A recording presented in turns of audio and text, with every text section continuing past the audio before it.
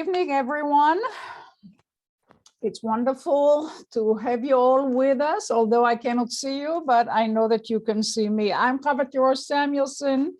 I'm the Director of Jewish Studies at ASU. I'm also a Regents Professor of History and Irving and Miriam Lowe Professor of Modern Judaism. The Center for Jewish Studies is a unique hybrid of academic program and research centers. And we serve as intellectual resource for all aspects of the Jewish experience by offering undergraduate and graduate courses, research conferences, public lectures, and historical exhibits. Jewish Studies at ASU fosters critical inquiry about the past and an invitation to be engaged in the study of the present. We believe that knowledge about Jewish culture is critical to flourishing Jewish life in the 21st century and to constructive relations between Jews and non-Jews. Unfortunately, today, we witness a disturbing rise in anti-Semitism as part of larger trends such as xenophobia, authoritarianism, hatred, and intolerance. Some of you may recall that this past January, we hosted an international research workshop on the causes, manifestations, and ramifications of the resurgence of anti-Semitism. If you're interested, you can find the proceedings of the conference on the website of Jewish Studies. Anti-Semitism also occurs on university campuses.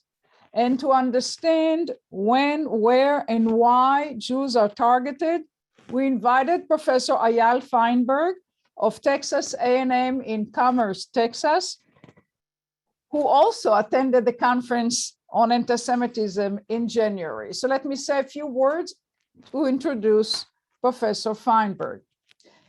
Professor Feinberg received his PhD in political science from the University of North Texas. I assume it's in Denton, Texas, right? In 2019. In addition, he holds a BA in international studies from Trinity College, and he also has an MA in government from the Interdisciplinary Center in Herzliya in Israel. His doctoral dissertation examined how homeland conflict behavior can alter the security and identity of diaspora communities.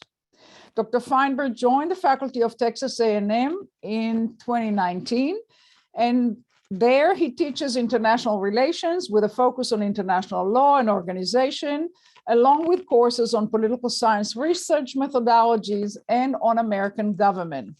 His research covers diaspora identity and security, ethno-religious prejudice and hate crimes, radical right groups and parties, international law, social conflict, and variations in government repression.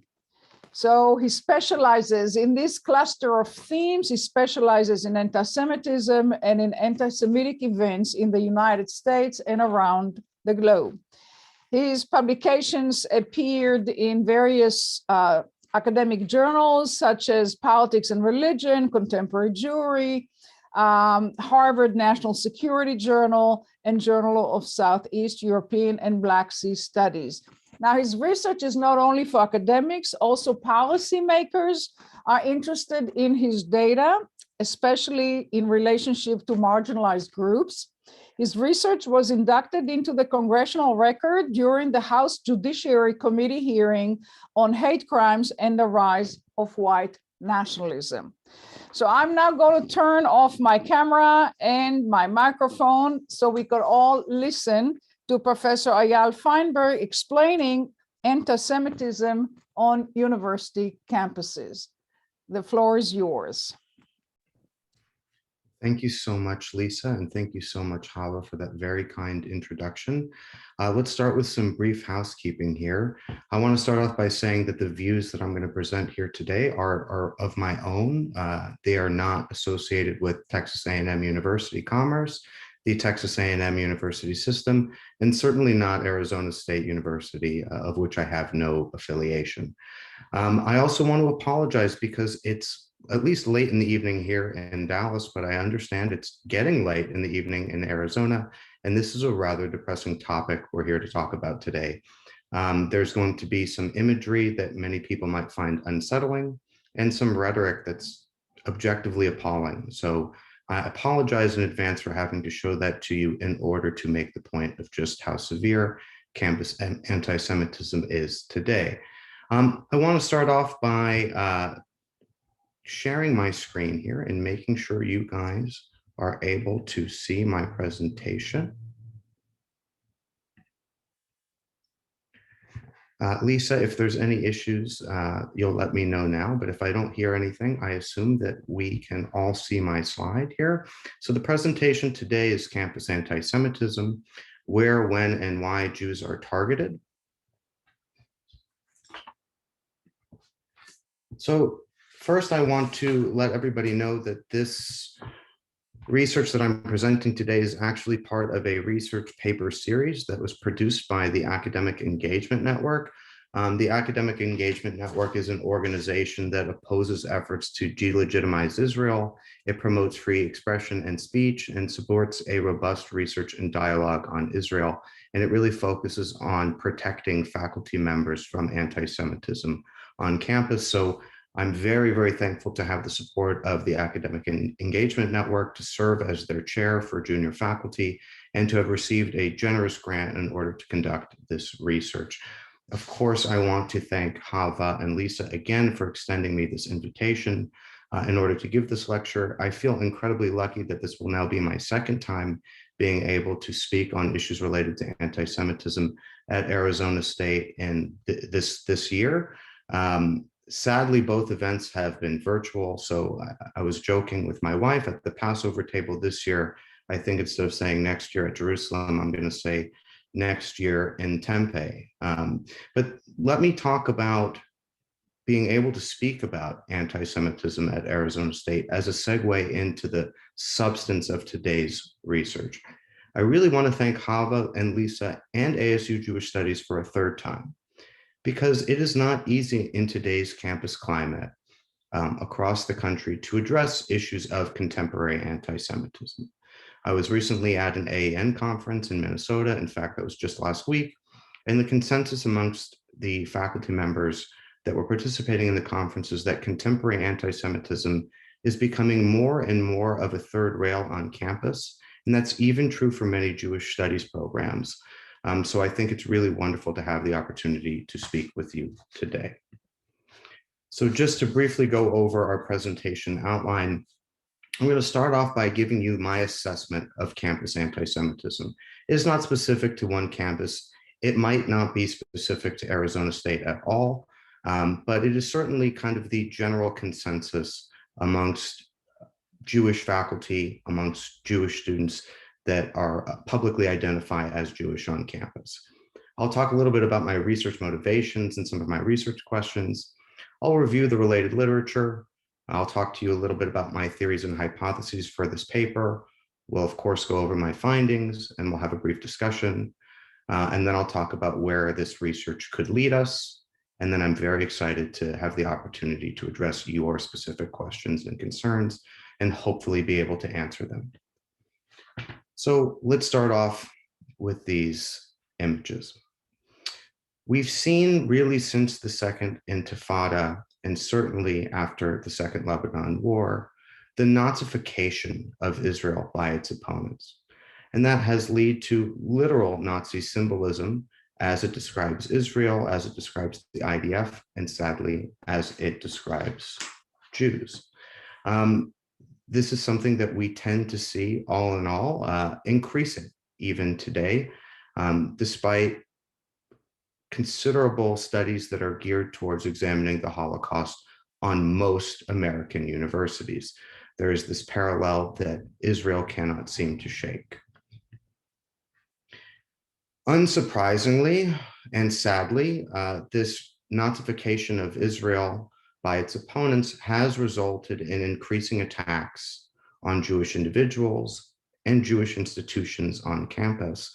On the left is an image of Columbia University where a professor was targeted for teaching Holocaust and Holocaust education with swastikas and derogatory remarks in her hallway and in her office.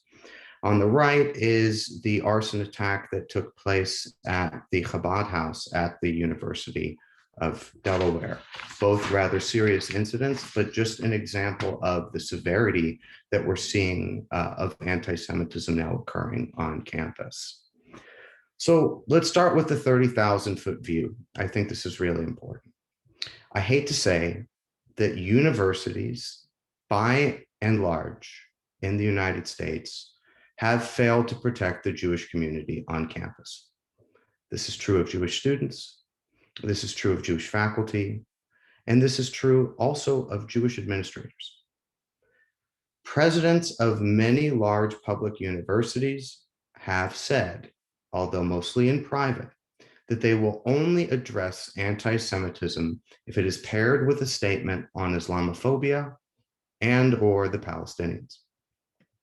And something we're seeing now that's new as it relates to the most recent bout of violence in Gaza, we're seeing entire university departments led by primarily the Women's Gender and Sexuality Studies and also Middle East Studies programs, although not limited to these two programs, posting anti-Zionist, pro-BDS solidarity statements calling for the dismantling of Israel as a Jewish state. I'm personally a huge proponent of academic freedom, which should include the ability of individual faculties to state their political views and opinions on campus. But when we see entire departments posting these statements on university letterhead and remaining as statements on program websites and department websites, this calls into question how culpable the university is for adopting these views in somewhat of an official manner. So staying again at this 30,000-foot view, probably one of the most disturbing things that I've witnessed and that I've discussed with my colleagues is that we're seeing a shrinking number of Holocaust memorials and commemorations on campus.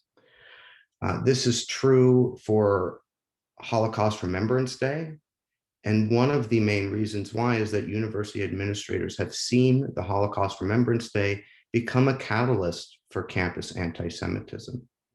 And there have been demands that if we are going to commemorate the Holocaust, that we need to simultaneously commemorate other genocides.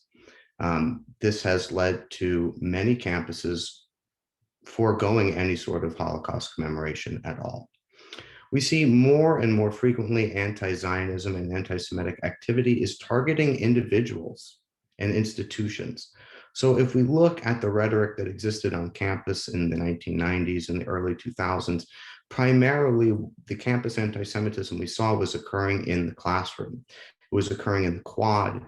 It was over debates. It was discussions that went too far, or it was disparaging remarks about Jews in Israel in a class that was discussing the Middle East or foreign policy.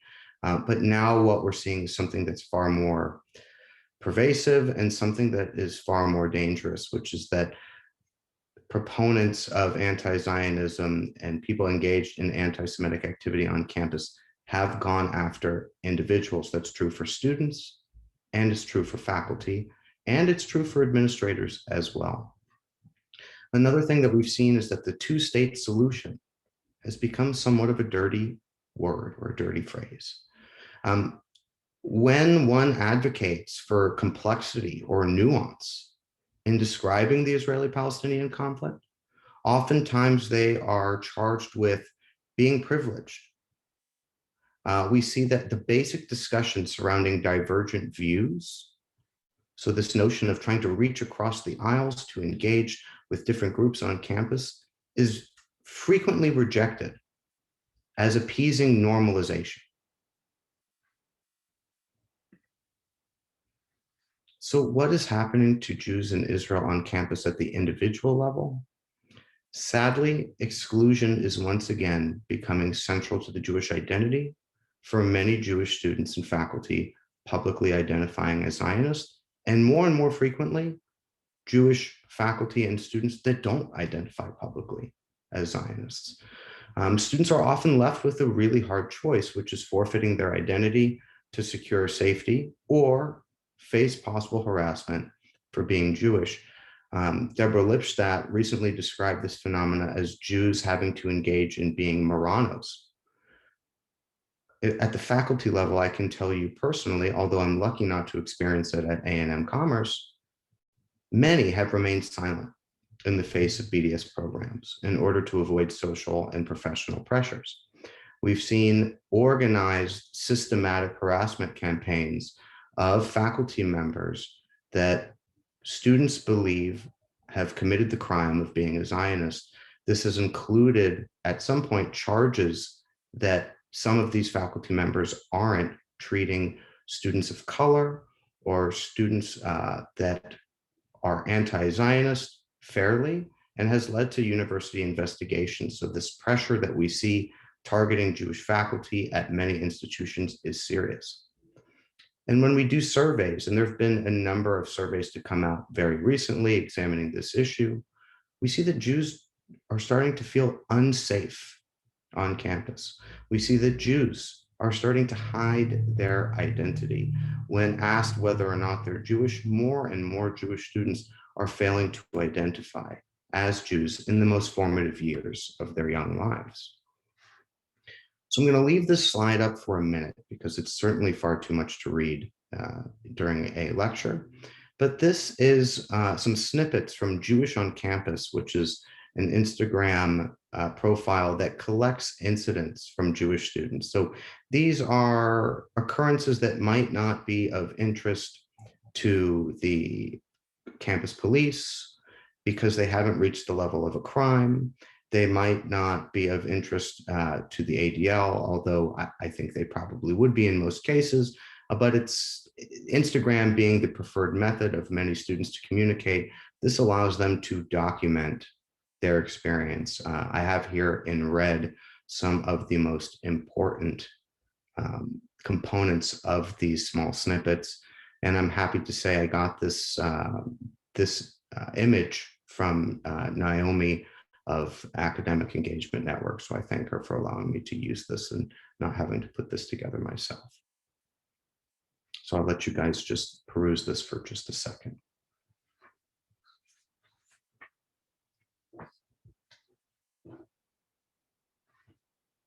So as you're looking at this image, what's one thing that you see? Well, the majority of anti-Semitic instances on campus seem to surround or involve Israel in some way. Although anti-Semitism certainly comes from both the right and the left on campus, it seems that both sources seem to focus their angst and anguish towards Israel. We also see that in general, when we peruse Jewish on campus, a lot of anti-Semitism comes from fellow students, but it's also occurring in the classrooms, being directed at students from professors. Oftentimes it's invited speakers that are attending campus at the invitation of a department or a student group.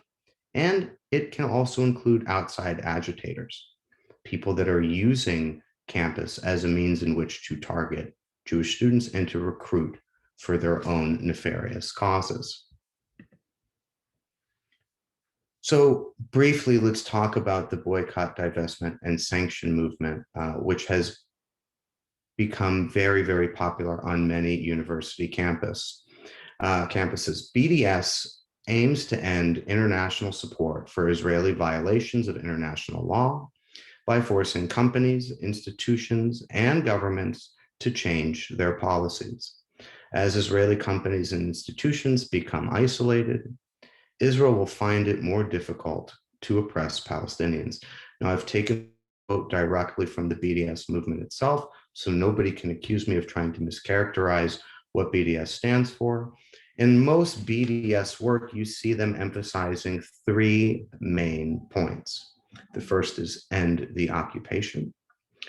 There is no added detail as to what the occupation is defined as, end apartheid, and supporting Palestinian refugees' right of return to their home.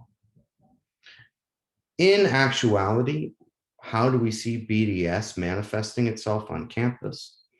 Well, oftentimes we see this through boycotting Israeli speakers and occasionally Zionist faculty.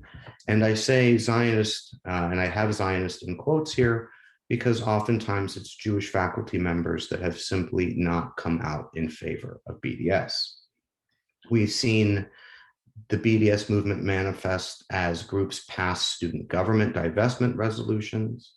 We've seen protest Israel engagement on campus, and we've seen more frequently now in the last couple of years the targeting of Hillel and other Jewish institutions from those purporting to support the BDS movement. So rather than provide you the criticisms of BDS that you've probably heard of, or provide you my own, I thought I would give you the criticisms of BDS from famed Norman Finkelstein.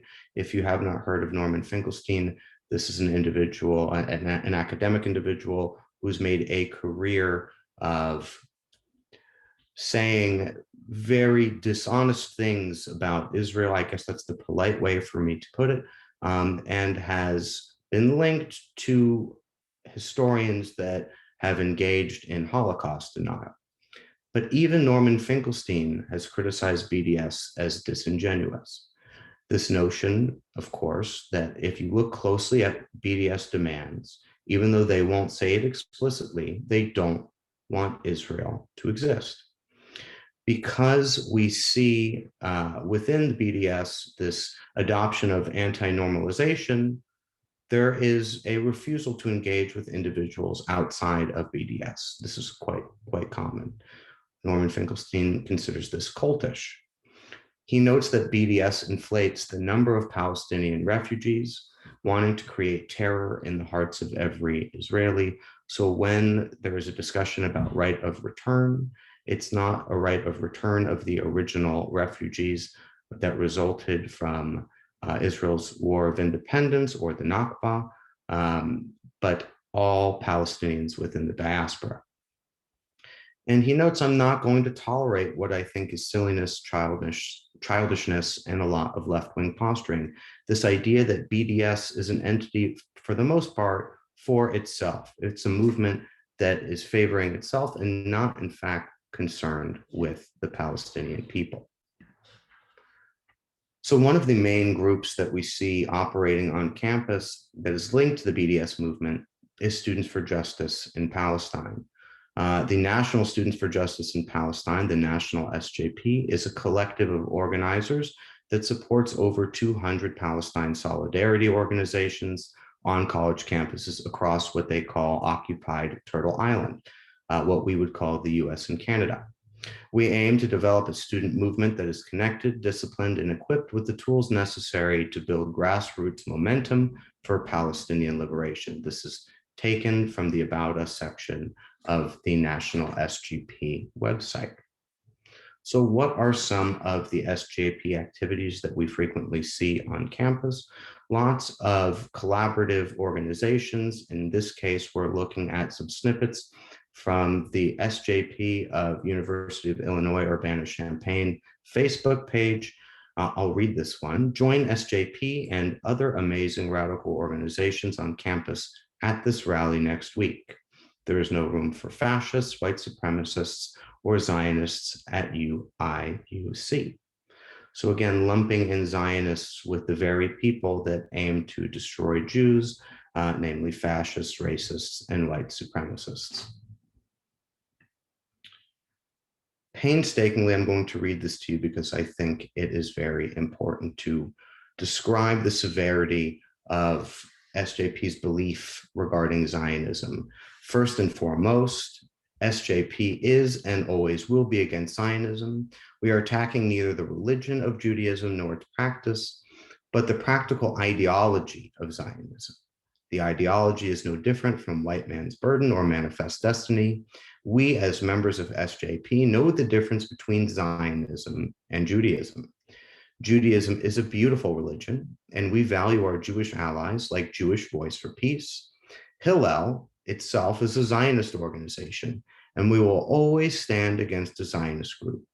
If there were Nazis, white nationalists, and KKK members on campus, would their identity have to be accepted and respected? Absolutely not.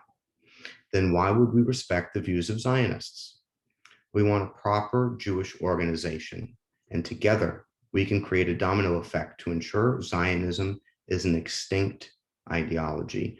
This was a statement that came out of Stony Brook University's SJP chapter earlier this year. So how is the SJP infiltrating the minds and recruiting amongst other students? How are they building allies? They are promoting certain propaganda about Israel. Most recently, we've seen, especially after the horrific murder of George Floyd, this notion of deadly exchange. If you haven't heard of this idea of deadly exchange, it's a belief that Israel is purposefully training US police in order to engage in tactics of violence and control that they can use on marginalized groups of color here in the United States. So I've taken a couple of snippets here from the petition of the University of California titled Justice for Black Lives.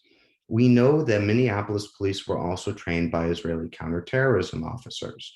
The knee and neck chokehold that Chauvin used to murder George Floyd had been used and perfected to torture Palestinians by Israeli occupation forces through 72 years of ethnic cleansing and disposition. Police departments view Israeli Defense Force tactics as models for responding to public health and safety crises. They ask in this petition, the complicity of the UC system with Israel settler colonization is directly tied to its complicity with the American lynching, settler, and imperial state. We demand an end to this complicity. Now, deadly exchange is not something that is being pursued on every campus where SJP operates. It's been quite active in campuses where they operate, unsurprisingly, in Minnesota. Tufts has seen a tremendous amount of deadly exchange literature and programs on its campus, and of course, the UC system as well. I also want to discuss Israel Apartheid Week. I think many in the audience might be familiar with Israel Apartheid Week. It started in 2004 at the University of Toronto. There was this notion that we should recognize that Israel is engaged in apartheid and to actually act out and devote an entire week to campus activities demonizing Israel. This is taken from the Apartheid Week's official website. In order to maintain racial domination, apartheid regimes carry out criminal acts against the oppressed population. These inhumane acts of apartheid are defined in the Apartheid Convention and the Rome Statute of the International Criminal Court. Israel has committed a broad range of such inhumane acts of apartheid since 1948, including, and I won't go through all of it, but you can see the laundry list of accusations that purport to show that Israel has engaged in apartheid since its existence. Oftentimes what we see during Israel Apartheid weeks are actual performative activities. On the left, we see a mock checkpoint that was built next to a separation barrier, or what they would call an apartheid wall, on a university campus. I believe this was at one of the schools, the UC system. On the right, this was in Colombia. This was what we would call a die-in, where students would go and represent the Palestinians that have perished as a result of the ongoing Israeli-Palestinian conflict. So a caveat here. This is not every campus, and this is not every Jew. In the United States, we have roughly 4,000 degree-granting post-secondary institutions in the US. Pervasive BDS activity is really only occurring at less than 10% of them, right? A small fraction. The number of institutions that regularly report repeated anti-Semitic incidents on their campus is very small. Nonetheless, where we see the most pervasive and the most nefarious acts of anti-Semitism, some of the most violent and brutal forms of anti-Semitism on campus, tends to be at the universities and the university systems that have the most Jewish students. Unsurprisingly, these are large public institutions, many land-grant universities, and of course, more prestigious Ivy League institutions, and small liberal arts colleges. So my work in this project that I'm sharing with you today aims to understand both where campus anti-Semitism is occurring and when it is more likely to occur within a campus, right? So I'm trying to tackle a few issues here. So where does my research question and my motivation for this project come from? As Hava so kindly told you, I'm trained in international relations. I really viewed what was happening to American Jewry from the question of how are diaspora populations held accountable for the behavior of their homeland, both real, exaggerated, and fictitious. I'm a numbers person, so I'm going to start to throw some numbers at you. The data set that I'm looking at in this paper looks at reported hate crime from 2003 to 2017.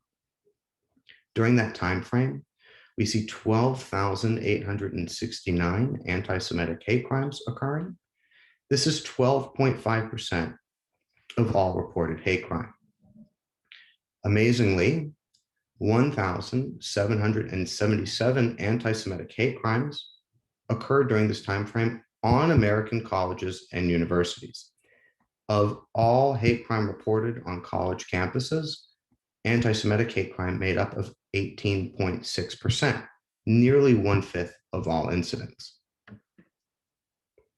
So what are my research questions that I'm so sorry, guys. What are my research questions that I'm answering here?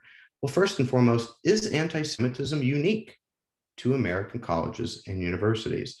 So I ask, are Jews more likely than other minorities to be the target of hate crime on American colleges and universities? Does the data bear that out? Are campuses more likely than other locations to be the target of anti-Semitic hate crime? So of all places in which Jews record anti-Semitic incidents where they are targeted, is the campus an area where they are at greater risk? I'm also interested in what explains anti-Semitic bias incident variation across college campuses. And here I break this down into a few different questions. First, does the size of a campus's Jewish community increase the likelihood of reported anti-Semitic bias incidents? Does the visibility of campus Jews increase the likelihood of reported anti-Semitic bias incidents? And does the presence of the BDS movement and student groups on campus increase the likelihood of reported anti-Semitic bias incidents? I also add a temporal component to what I'm examining. So what might cause variation, not just across, but also within campuses, right? Are anti-Semitic bias incidents more likely to occur on American colleges and universities during and immediately following anti-Israel and anti-Zionist events on campus, particularly among the more famous of such events, Israel Apartheid Week? So first and foremost, I consult the theory on hate crimes and bias incidents. This informs a lot of my work in this general area. It's important to know that Black really talks about, in 1983, in his piece, contends that hate crime is often driven by a desire to seek justice. That hate crimes, one of the main motivations of hate crimes is this idea that institutions that are supposed to instill justice, to ensure justice, have failed. And so individuals that engage in hate crimes are often seeking to restore justice. It's this notion of restorative justice, even if we might see it as pervasive bigotry. Lickel et al. In 2006 looks at this question empirically and explains a spike in anti-Muslim hate crimes post 9/11 to exactly this rationale. King and Sutton, they view specific instances of hate crime variation surrounding a variety of different events. They look at important judicial cases, important legislation, but also events and stimuli like terrorism, and they see that this does, in some cases, increase reported hate crimes. Jacobs et al., some of my pieces, one in politics, religion, and the other in perspectives on politics, and Vergani et al. Find that the Israeli military conflicts result in increased reported anti-Semitic hate crime and bias incidents during the conflict, and immediately following military operations. There's also been a considerable amount of research on campus anti-Semitism, although I must say very few are event-focused, which is why I think the paper that I'm presenting for you guys today is so unique. So we have considerable survey evidence that shows anti-Semitism is extremely prevalent on college campuses, and that the focus of anti-Semitism on campus seems to be concentrated, centered around Israel-related hostility. Some scholars have claimed that extreme criticism of Israel is more likely to originate from the campus left. And going back to the foundational piece of Kaplan and Small, there is a clear correlation between anti-Israel attitudes and anti-Semitic beliefs. Although follow-up studies from Kempf and Beatty show that only specific anti-Israel beliefs, not all anti-Israel beliefs, are actually associated with anti-Semitic attitudes and anti-Semitism more broadly. Some of the main culprits are comparisons of Israel to Nazi Germany, denying Israel's right to exist as a Jewish state, and extending responsibility of Israeli behavior to all Jewry, which is really what I'm interested in studying. So what is my theory here? Well, first and foremost, is there a Jewish exceptionalism on American campuses? In a unique way, Jews experience prejudice on multiple ideological fronts. On top of that, salience of the Israeli-Palestinian conflict is very high on many university campuses. Jews and the American Jewish community is highly educated, and they have a long history of engagement with universities and institutions, including the more prestigious universities and public universities in the United States. They are more visible and they have greater concentrations on these campuses than they do in a nationally representative sense. Does this make anti-Semitic hate crimes more likely on campus? I would argue, broadly speaking, yes. I also employ more specifically my theoretical approach that I engineered for the Perspectives on Politics piece that I look at all anti-Semitic incidents targeting the United States from 2003 to 2017, which is based off of 4 prongs. One is this notion of opportunity. As the target group population increases, attacking the target group becomes easier and more effective. Distinguishability, right? This is as the ability to visibly distinguish the target group increases, attacking the target group becomes easier. Stimuli, so this is really what I'm interested from an international relations standpoint. Events increasing salience of and negative attitudes toward the target group activates some latent anti-Semitism and makes it more likely for a perpetrator to engage in behavioral anti-Semitism. And lastly, organization. So groups operating to increase negative attitudes towards that target group increases the likelihood of reported incidents targeting that very group. So to spell this out through specific hypotheses, my first hypothesis is that Jews are more likely to be the target of hate crimes on campuses than other minority groups. My second hypothesis is that Jews are more likely to be the target of anti-Semitic hate crimes on campuses than in other locations. Continuing on here, the larger the Jewish student population, the greater number of reported anti-Semitic incidents I expect to see on campus. And relatedly, I would also expect that the greater the proportion of Jews in the student population, the greater the number of reported anti-Semitic incidents we expect to see on campus. Focusing now on distinguishability, I would expect that campuses with an active Hillel will experience more reported anti-Semitic incidents, and campuses with an active Chabad will experience more reported anti-Semitic incidents. Thinking about this prong, when a campus hosts Israel Apartheid Week activities, reported anti-Semitic incidents will increase. And thinking about the organizational prong, campuses with an active SJP group will experience more reported anti-Semitic incidents. So what data do I utilize in order to test my hypotheses? For the first section examining Jewish exceptionalism, I utilized Jewish hate crime data, which I gather from the FBI's Uniform Crime Report from 2003 to 2017. Again, what we're seeing with this data is that all of the incidents that we're examining has reached the level of a crime. I also look at Amcha bias incident data from 2015 to 2020.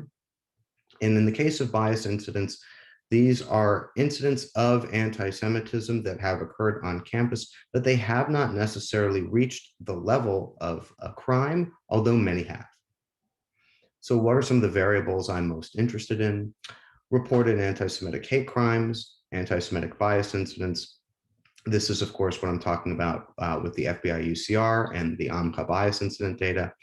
I account for hate crime location. I look at a university's Jewish student count, its Jewish student proportion of the population, whether or not Hillel is present, whether or not Chabad is present, whether or not the SJP group is present on campus, and whether or not the campus celebrates Israel Apartheid Week. I also control for institutional enrollment, so the size of the institution, institutional type, whether or not it is classified as a minority serving institution designated by Carnegie, the number of hate groups that are operating within a state, the year in which we're evaluating the data, the month we're evaluating the data, important for college campuses, whether the month we're looking at is a summer break, and a variety of census data at the FIPS code level. That's the county level. For those who might not be familiar with the FIPS designation. I also code, I dummy out the New York City area, the Los Angeles area, and Chicago area, which many have claimed are specific hotbeds of BDS activity. They're also home to a particularly large Jewish population. So in order to evaluate this, I run several models. I run 2 logistic regressions, 3 negative binomial regressions, and a GLS regression as well. So what do the results show? So I showed you, as it relates to the first and second hypothesis here, my findings through a marginal effects figure. And what this is really showing here, if you look at the bottom, you can see Jewish, right? It's showing you that anti-Semitic incidents are significantly more likely to occur on college and university campuses when you compare that to other hate crime biases. So, for example, Jews are more likely to suffer hate crimes on college campuses, as are both Blacks and members of the LGBTQ plus community, but no other group sees being on a college campus increasing their threat level. So then I look specifically here at other reported locations. This is just a snippet of all the locations that I look at. And what we find here is that anti-Semitic incidents are significantly more likely to occur on college and university campuses compared to other hate crime locations where Jews report being the victims of hate crimes. So residences are the #1 places in which people tend to be victims of hate crimes. Also roads and highways. Jews are actually less likely to experience a hate crime on a road, on a sidewalk, on a highway.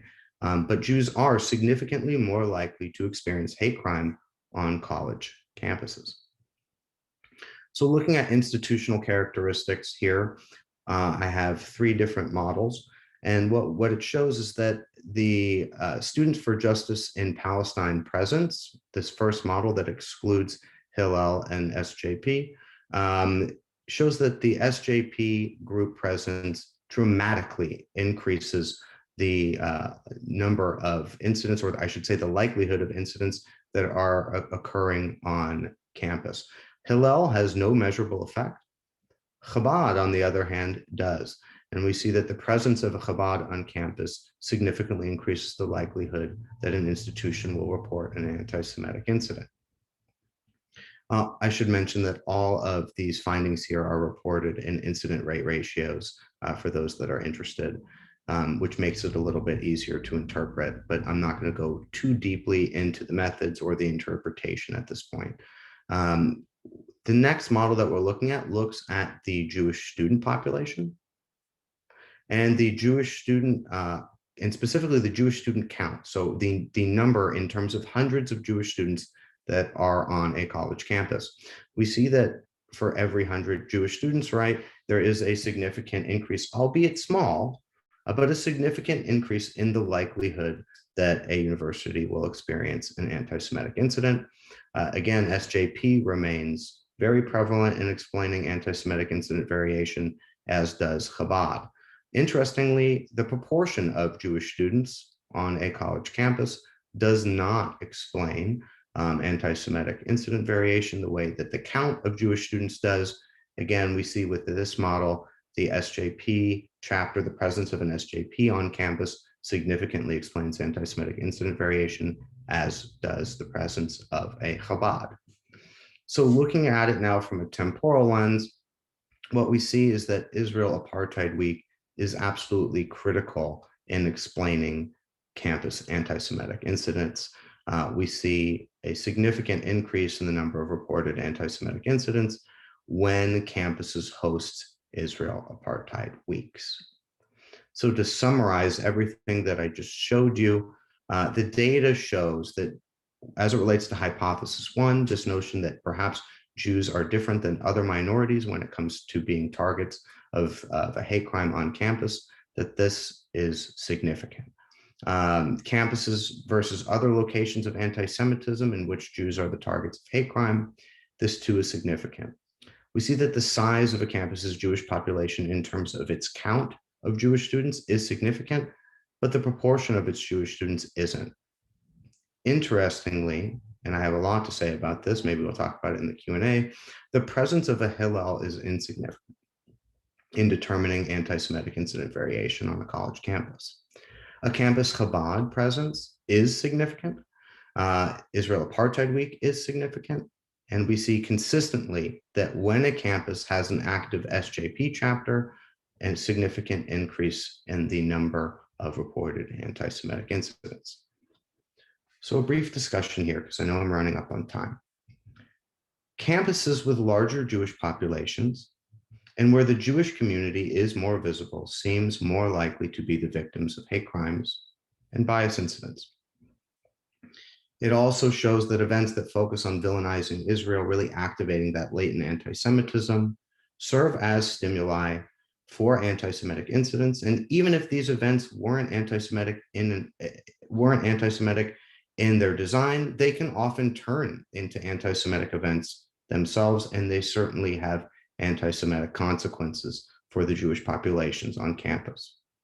It seems abundantly clear to me from the data that the presence of organizations committed to BDS, particularly SJP, but there are others as well, play a role in increasing incidents of campus anti-Semitism, especially in recent years. So what can we do about this? Now, this is where I move from objective political scientist with some methods training and start to weave in some norms, which we're not normally supposed to do. So in my opinion, educators and administrators need to first acknowledge, investigate, and combat anti-Semitism on campus. Oftentimes, this isn't the case. Concerns of anti-Semitism are regularly dismissed, and there's silence from natural allies on campus. And it's deafening, right? Many individuals reach out to Jewish professors on campus that are simply too scared to go and advocate on their behalf. This is getting more controversial, but perhaps it's worth considering for Jewish students and faculty more punitive tactics. So thanks to the 2019 executive order, Title VI is now supposed to be extended to Jewish populations on campus, and several Title VI lawsuits claiming systematic and pervasive anti-Semitism on American college campuses have been launched, and some have already been settled. There can be organized alumni responses, and one can get the media involved. Now, the problem, of course, with all of this is that anti-Semitism has an answer to this, right? If you were going to engage legal tactics, if you were going to use the power of the purse, or if you were going to involve the media, claims that Jewish control of or Jewish influence in all of these areas helps to explain negative outcomes that are facing the university. So I know that this more punitive approach is not without its risks. The Jewish campus community has to challenge direct assaults on their identity, and they have to continue to forge campus partnerships, regardless of how challenging the current environment may be. Even with this anti-normalization rhetoric and narrative that has become so pervasive amongst college groups, it is incumbent on the Jewish community to challenge that and to engage others on campus to build alliances. And most importantly, and of course I have a personal interest in this, so you can take it with a grain of salt, more funding, more research, and so much more attention needs to be geared towards the academic study of anti-Semitism, particularly anti-Semitism here in the United States. There are, to my knowledge, only 2 universities that have specific research programs devoted exclusively to anti-Semitism. Most other anti-Semitism research falls under the auspices of a campus's Jewish studies program, and many Jewish studies programs don't have classes and certainly don't have researchers examining contemporary anti-Semitism or contemporary anti-Semitism here in the United States. So some future research. Where am I heading next with this line of work? So I want to dig a little bit deeper and into some more details. I'd like to examine whether specific BDS campaigns and tactics are more likely to result in anti-Semitic events. What is more effective for BDS in terms of recruiting members? And then also what results in the most harassment and violence geared towards Jewish students? I have to say, really, some of the most depressing findings here are related to Holocaust commemorations and this correlation between these commemorations and anti-Semitic events. I didn't provide that research for you here today. It is ongoing, but the results are staggering and extremely depressing. This notion that Holocaust commemorations are disappearing, and when they do occur, they're more frequently tied to anti-Semitic incidents. I'd like to examine the role of an active Jewish Voices for Peace chapter on campus. Jewish Voices for Peace becoming increasingly prevalent in helping to purvey the BDS message on campus. On the right is an image from Jewish Voices for Peace from PSU. These are some of the t-shirts and buttons that were being sold at a PSU event.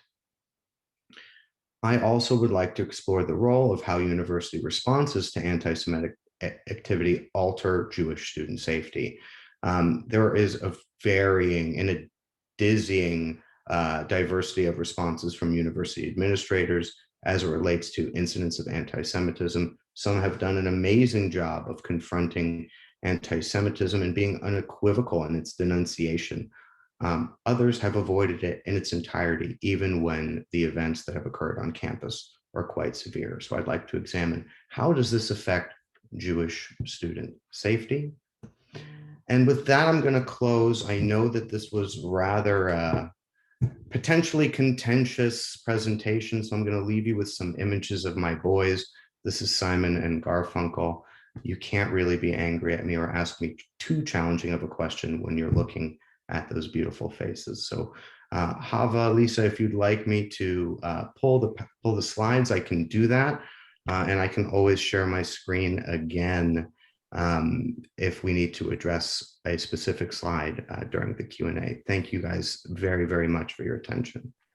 Well, thank you. That was most illuminating, but obviously depressing to some extent. So I would like to know, let's see what the audience has for us, and then if I need to introduce more questions, I do have a few more questions. Let's look at the Q&A that you can see, and you can start responding, because I'm sure that the audience has something to say. Just a reminder, the audience cannot see the questions unless you click answer live Okay. on the question. So I would read the question before you answer it. Okay, so everybody who is in attendance, give me just 1 second here to peruse some of the questions. That way I can see if there are some redundant questions or a few questions that I can tie together for efficiency's sake.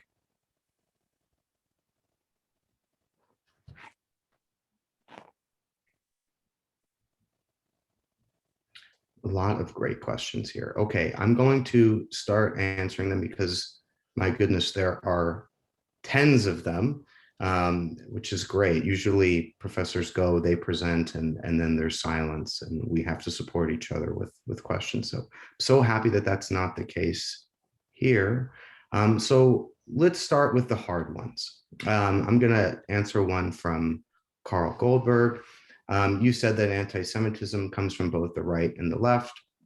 Are these sources of anti-Semitism equal in manifestations of anti-Semitism? And what about the third and fourth sources of anti-Semitism, namely the Muslim students in the BLM? So first and foremost, it's really hard to evaluate sources of anti-Semitism on campus, in large part because we often don't know who the perpetrators are. When we look at swastikas that might deface a Hillel, when we look at a Free Palestine graffiti that adorns a Chabad, oftentimes we never know who that perpetrator is. When we think about this from the hate crime data, right? So not even looking at bias incidents, but thinking about the most official form of data that we have in the United States as it relates to hate crimes, for Jews, we only know who the perpetrators are for less than a third of incidents. I can tell you from a methodological standpoint, it is impossible for us to systematically analyze that data in a meaningful way related to perpetrators when you don't know who 2/3 of the perpetrators are. Does anti-Semitism come from some Muslim students? Has the BLM movement, and again, I'm in this case focused on the BLM movement on campus, aligned itself with some groups that have engaged in anti-Semitism in the past? I think that that is certainly true in some cases, but in terms of being able to discuss that in a systematic way, I don't yet have the data to feel comfortable to do so. I know that's kind of a non-answer, Carl, but it's the best answer that I can give you with the data that I have. And perhaps we can address that again later on in the Q&A if you are not satisfied. The next question I see here comes from Michelle Millman. So let me answer that. Where and how can we get our kids and ourselves the elevator speech to address this misinformation? That is a task you probably don't want to ask an academic, because I'm terrible at elevator speeches. I could have gone on for another 2 or 3 hours and felt like I haven't even touched the tip of the iceberg on this issue.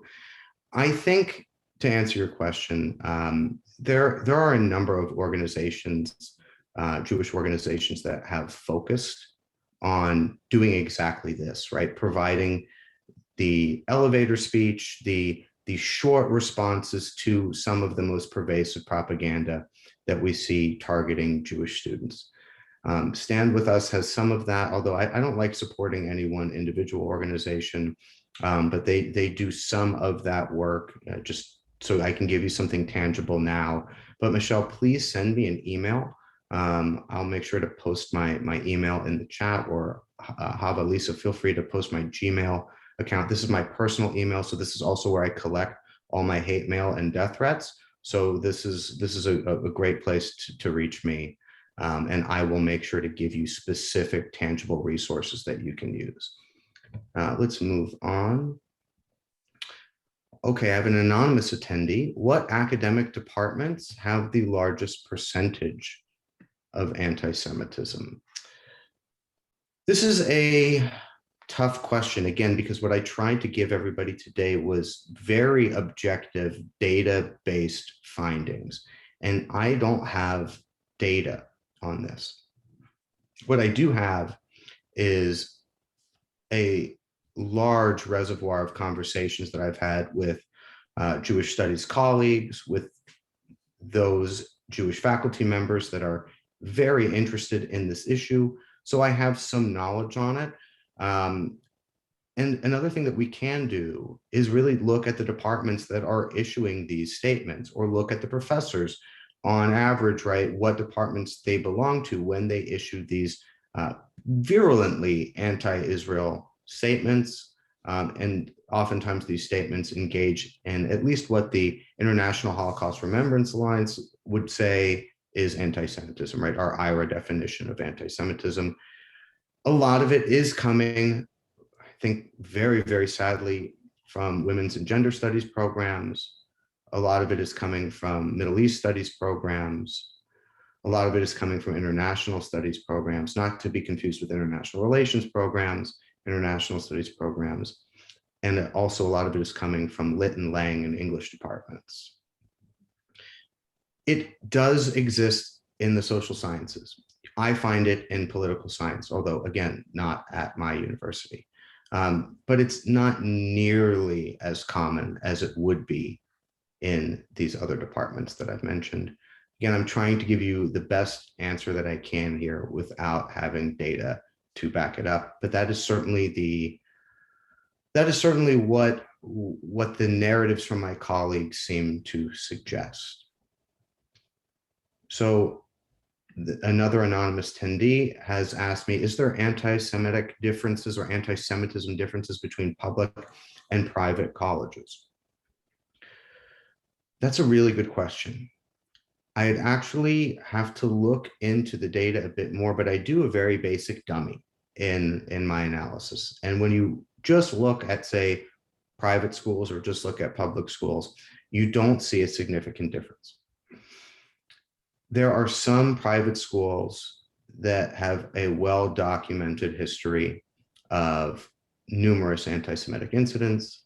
Columbia comes to mind, Brown comes to mind as well. And then, of course, many large public universities, and NYU comes to mind also.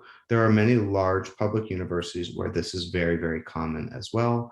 As I showed you, University of Illinois Urbana-Champaign, UC Irvine, UC Berkeley, and several others within the UC system are also examples of universities where anti-Semitism is, I'd say, where they are a hotbed of anti-Semitic incidents and activity. I hope that answers your question, anonymous attendee.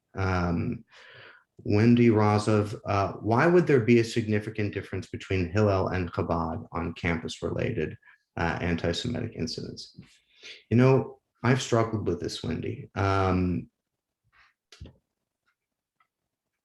think one answer is that Chabad offers a Jewish experience that, by the way, is still extremely inclusive, but one that's more religiously oriented and is more likely to attract more visibly Jewish students on campus. So on one hand, we might argue that Chabad might make it easier for perpetrators to identify Jews for harassment, and therefore might make it more likely that campuses where there is a Chabad could identify Jews specifically as targets. I can tell you from my personal experience at Trinity College, where we had a pretty robust Jewish population, small campus, only 2,000 students, but over 200 of them were Jewish. On our Shabbat services and the following dinner, I'd say close to half of the students that were attending weren't Jewish, right? Hillel seems to bring out many more non-Jewish students to its activities, and which I think is a huge advantage of Hillel and a great aspect of Hillel, but it does make it harder if you were trying to target Jewish students to look at Hillel as a good source to identify exclusively Jewish students. Now, that being said, right, we have seen campaigns from certain BDS related groups that target Hillel specifically. I read you that snippet from the SJP at Stony Brook, where it essentially called Hillel a Zionist and consequently a Nazi organization. So Hillel is certainly not immune from anti-Semitism. but we just don't see it having a significant effect in explaining anti-Semitic variation across college campuses. Another thought here is that Hillel is a more, it's a larger organization and it exists on more college campuses.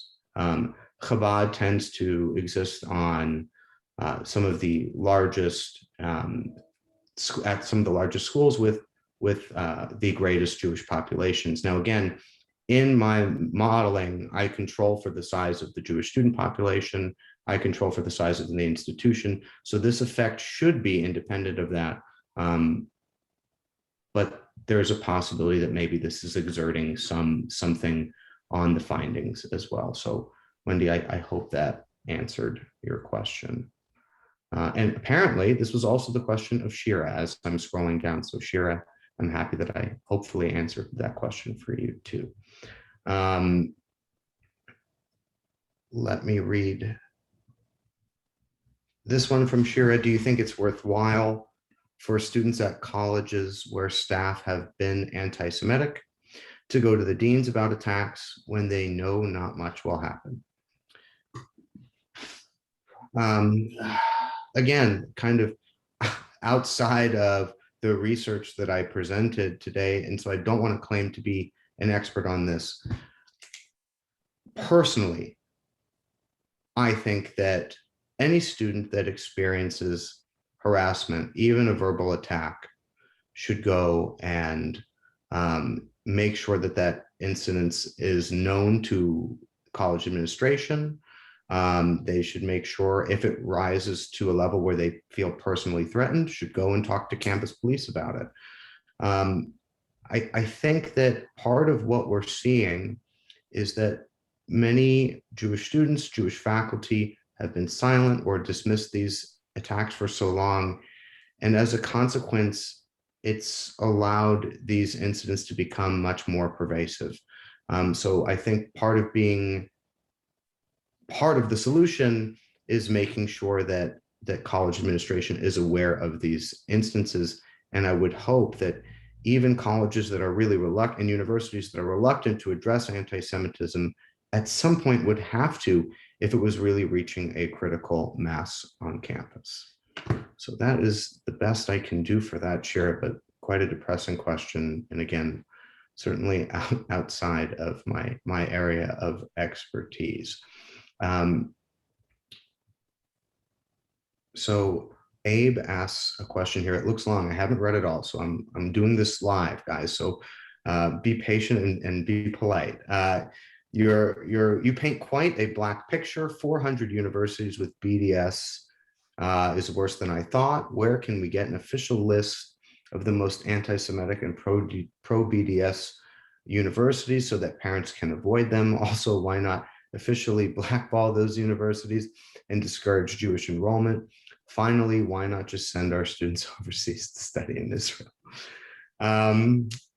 So you're kind of at the end there using the Avigdor Lieberman solution of just come home, which he said after the Monsey Hanukkah stabbing, which got him in quite a bit of trouble with at the time Prime Minister Netanyahu.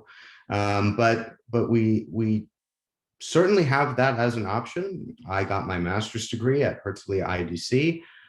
It was an international program that was taught in English, and I can tell you I had the greatest of times, and it was an incredibly good education. So it is an option, but for most people, right, that isn't an option. Most people don't have that. Most Jews in this country don't have a connection to Israel where they would feel comfortable just going abroad and learning in another country for which they don't speak the language, which is, again, most Jewish Americans. So I don't see that as an option for many, although an option for some. Why not officially blackball universities and discourage Jewish enrollment? I'm not sure that that will challenge administrators in a way that will actually move the needle on issues of anti-Semitism, in part because enrollment issues are so slow. So even if you're successful at deterring 2 or 3% of Jewish enrollment at a place like Columbia, you're still talking about thousands upon thousands of Jews that are applying each year, thousands that are accepting, and still many other thousands that are attending. And of course, an even better answer to why this doesn't really work is that these are often the most prestigious institutions in our country. They are the flagship public institutions that exist in our state. These are the institutions where we are objectively offering the highest quality education to students. So I don't think it's a good strategy for Jews to choose, I don't want to say a lesser education, but in some cases, yes, a lesser education to avoid anti-Semitism. But I talked about the possible punitive measures. I think that Jewish alumni have been extremely hesitant, based off of conversations that I've had, to adopt punitive measures on universities. Part of the reason why that's the case is that you have that obvious connection between Jews and power and Jews and money. That is often the narrative that's being employed by the very groups that are most commonly engaging in anti-Semitism on campus. How do you get around that? I don't think you can. I think that is the nature of contemporary anti-Semitism. It's a theology.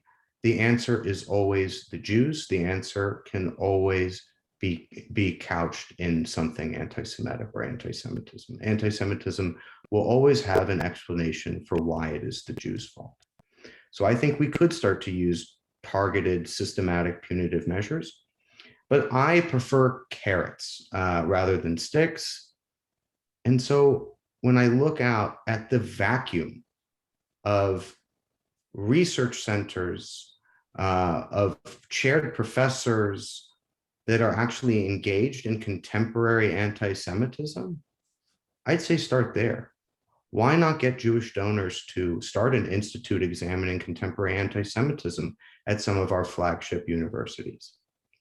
This is something worth rigorous studying.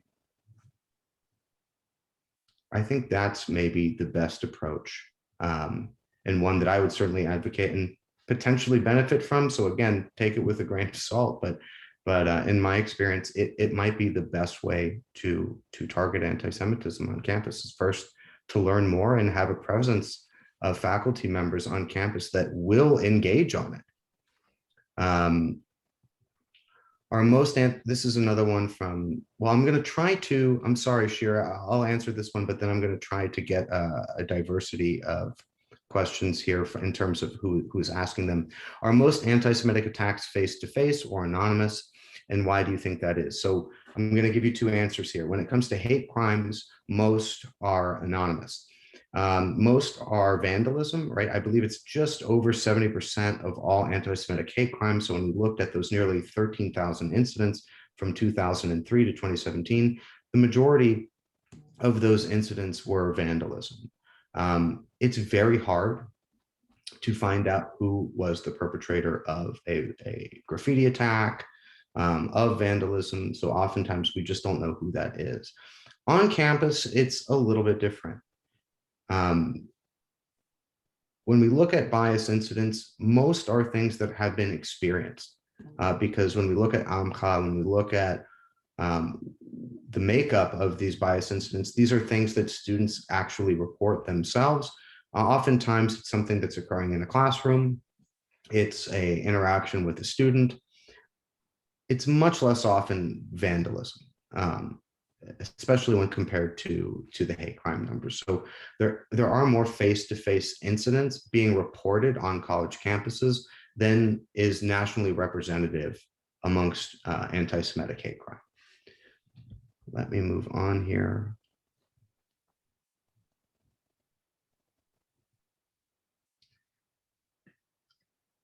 How do you think that the average Israelis would suggest that we deal with this terrible situation? Well, as a pseudo-Israeli, as someone with Israeli citizenship and who's lived there for a year, but certainly couldn't call himself a Sabra, or has any other real credibility on this front, I'll do my best to answer this question. But I would suggest asking a real Israeli that question and not me. Israeli in name only, if I may. I think that Israelis wouldn't know what to do in this situation. And I know that's not the answer you expected, right? Because part of this growing divide that we see between Israel and the diaspora populations is that Israelis don't experience anti-Semitism at the individual level. That's just not part of their daily life like it is for the diaspora. I think that many Israelis would say, come to Israel, right? You're not really Jewish until you've moved to the homeland anyway. And I think as Israel becomes more and more powerful and more independent and less reliant on the United States, they view the Jewish diaspora as less important than they once did.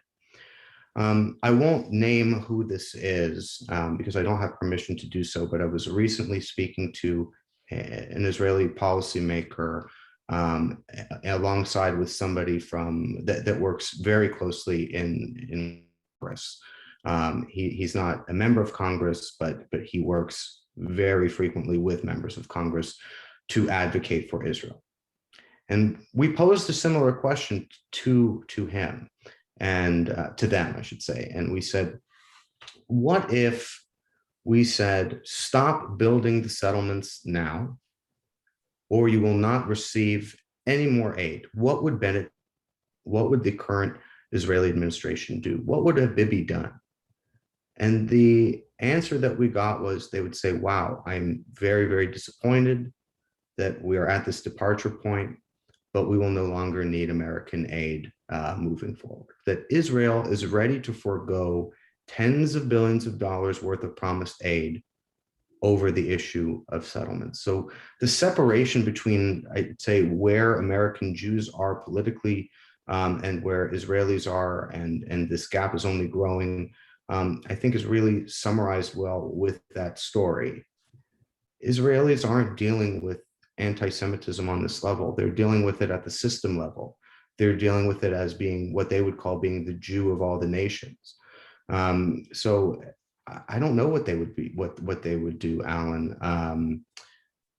But I'm not sure that they'd be the right people to turn to, but hopefully we know some Israelis, and I certainly do, and I can ask them this question.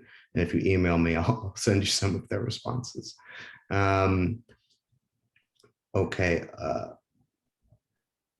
An anonymous attendee, and I don't know if this is the same anonymous attendee, of all delineated categories of campus hate incidents, is anti-Semitism the largest? No, it is not. Black hate crime occurs more frequently on college campuses than does anti-Semitic hate crime. But anti-Semitic hate crime is, again, completely disproportionate to the number of Jews in this country, and also to the number of Jews on college campuses. I see a bunch of things in the Q&A, Hava and Lisa. I don't know if there are different questions there, if there's any that you'd like me to read, if there's any that I've missed. I'm going through this now and I see Stanley thanking me for showing him my cats. And yes, Stanley, I'm going to go and cuddle up with him the second we get off of here.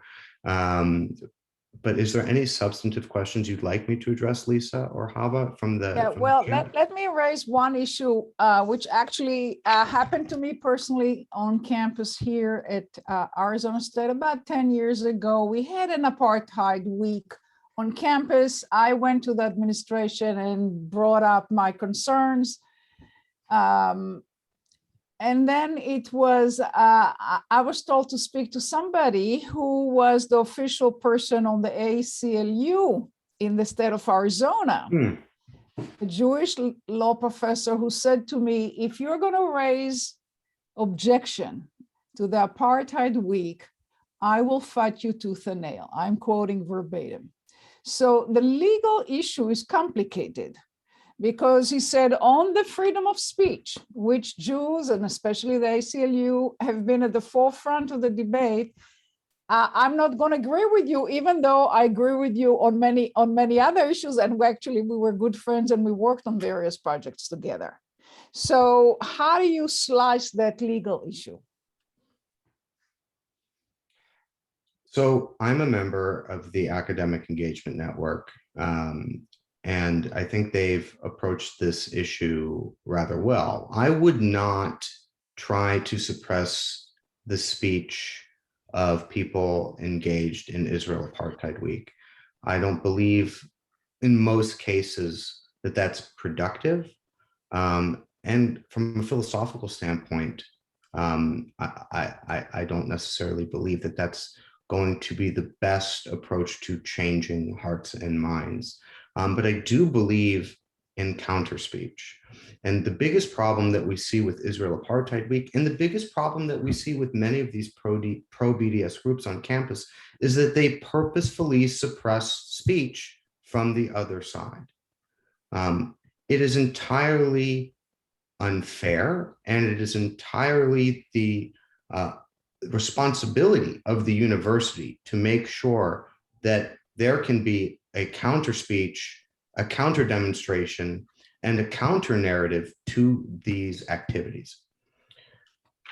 I think the best thing that we can do to counter Israeli Apartheid Week is to offer free sabra hummus to all students on campus, to have them showcase Israeli technology, to bring in Mizrahi students and Ashkenazi students and Druzi students and Arab students that all identify as proud Israelis, to completely dismantle this notion of this perverted notion that somehow Israel is engaged in apartheid. And again, what I would like to say is that apartheid was the dirty word in the 2000s when Jimmy Carter first mentioned it in his book, Israel or Apartheid, right?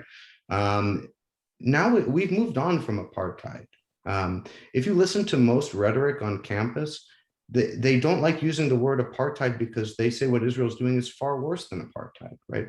Israel is now engaged in ethnic cleansing. They're engaged in genocide. Israel is a Nazi state, and Israelis are Nazis. So we have to provide a counter narrative to that.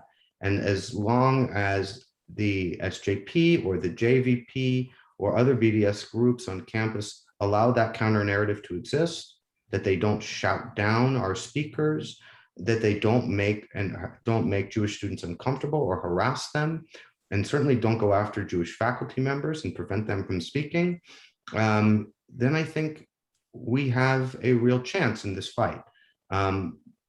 If we don't have an environment on campus where we're able to speak our minds and to counter demonstrate, we're in a lot of trouble. And I think that we're really hovering over a fine line now about whether or not that's going to be the case moving forward. It really could go on either side.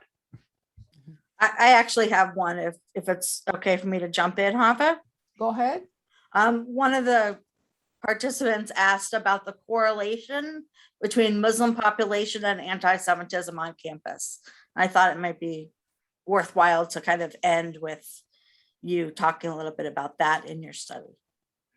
Lisa, I am so sorry. You cut out on my end just for a second. Do you mind repeating that? Sure. The correlation between Muslim population and anti-Semitism on campus. So let me forward everyone to a piece. I can put it in the chat, or those familiar with Google Scholar can try to find it themselves, from Jeffrey Kopstein. He's a UC Irvine professor. UC Irvine, a well-known bastion of anti-Semitic activity on campus, and a college campus that experienced Muslim perpetrated anti-Semitism. So he was really interested in determining whether or not colleges and universities are actually generating new anti-Semitism, or whether or not we're seeing something else. And what he found doing surveys across UC Irvine students across the different grades, different majors, he found that there are demographic differences. He found that, yes, Muslim students are more likely to hold anti-Semitic attitudes than some other groups, but not the most, right? It was actually those that had an Eastern Orthodox faith that held the most pervasive anti-Semitic attitudes on campus. He also noted that there wasn't a big shift in terms of anti-Semitic attitudes between Muslim students who came from the United States, but and Muslim international students. And when I talk to faculty that do extensive qualitative research of BDS and SJP, what they find is that anti-Semitism that's occurring on campus is largely an international phenomenon.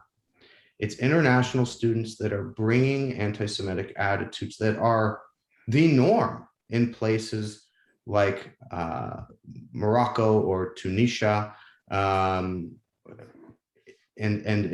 Indonesia and other Muslim countries. They're bringing that here. And SJP, it serves as a social activity, right? This is a place where they're meeting other students, and this is an activity in which they can engage. It becomes part of their campus identity. Even if their knowledge of the Israeli-Palestinian conflict is only surface deep, they get a lot of utility from engaging within these groups. So do I think that there is a unique type of Muslim anti-Semitism that is occurring on campus? I think there is data to suggest that there might be, but I think it requires significant nuance. And certainly we have to be extremely careful about how we use that data. I would reject on its face the notion that, on average, a Muslim student would hold anti-Semitic attitudes or beliefs, would be susceptible to engaging in BDS activity. I don't think that there is evidence for that, but I do believe in evidence-based research, and I think that there is some data that suggests there is an issue here. There is a there, but before we jump on it, we need to understand it a lot more, which goes back to my point that I keep trying to drive home here, which is that we need more research into this. There is data out there. We can get closer to a good answer to your question, but we haven't done the research yet. So with that future-looking comment, I think we're going to thank Ayal for a very stimulating, informative, and thought-provoking lecture.